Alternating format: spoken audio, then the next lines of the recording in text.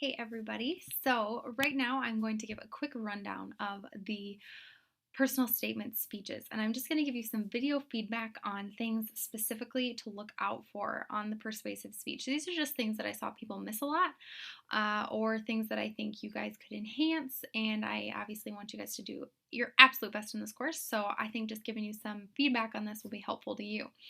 One of the biggest things I saw was for the introduction, people just sort of rush through it. So if, let's say you were asking a question, how many of you have ever played tennis before? Instead of saying, how many of you have ever played tennis before? Waiting or maybe scanning your audience, you would just read right through it. How many of you played tennis before? Well, for some of you.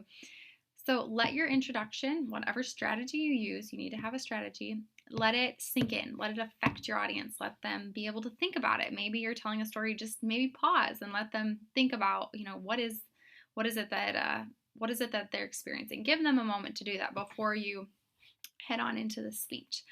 The next thing is you need to state your main points in your introduction. I had a lot of people make main points that were really long sentences or confusing, and that makes it really hard for your audience to follow in a speech. So what I like to say is, let's pretend my speech was over Snuggies. And let's pretend that my thesis was Snuggies are amazing. Snuggies are amazing for three main reasons. One, Snuggies are functional. Two, Snuggies are fashionable. And three, Snuggies are comfortable. So let's say that would be a way of stating my thesis and my main points right away in my introduction. And then what you do is you go, and now for my first point, Snuggies are functional. And then talk about it. This leads me to then transitions. Sometimes people were using transitions of, okay, now here's my next point, or also here's this point. A way to transition that works really, really well and might seem a little repetitive would be in the introduction, you state your main points. So Snuggies are amazing. Snuggies are amazing for three main reasons. One, Snuggies are functional. Snuggies are fashionable. Snuggies are comfortable. Now for my first point, I'm going to talk about how Snuggies are functional. Here's how they're functional, blah, blah, blah, blah. After you're done speaking about it, this is a great transition. Now that I've told you how Snuggies are functional, I'm going to move on to my second point, and that's to tell you how Snuggies are fashionable. Then you'll talk about how they're such a fashion statement, that you can get Snuggies that look like Spider-Man.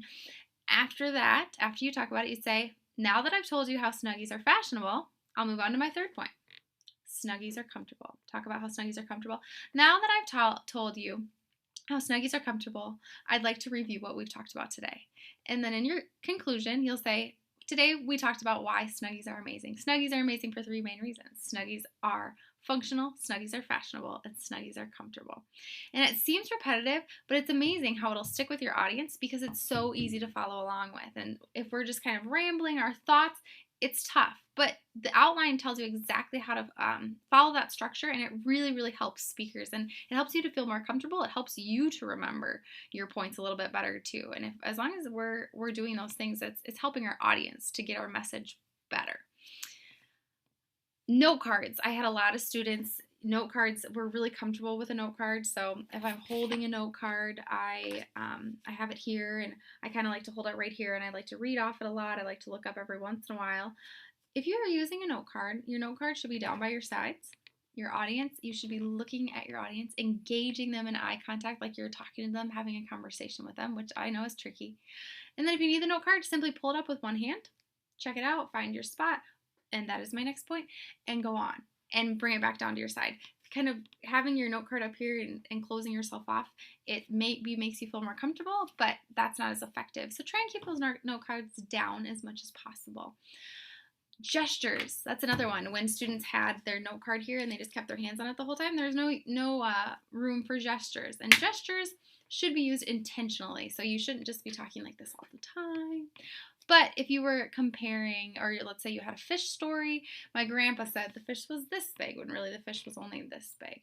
Or when I moved here, it was a very small community, and now it's a very large community, okay? So my gestures are intentional. That means they're enhancing my message.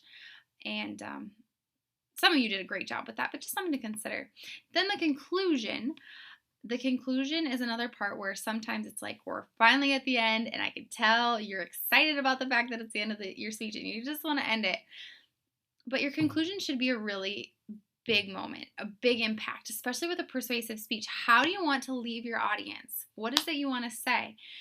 Oftentimes, people who start a speech using an introduction strategy of a narrative, so maybe I'm telling a story. It's a cold South Dakota night, you're snuggled up in your snuggie watching your favorite Netflix show, and that's how I start it. Maybe at the end of my speech, I go back to a story and I say, now there you are again on a cold South Dakota night, and you realize that something's missing. You're missing a snuggie.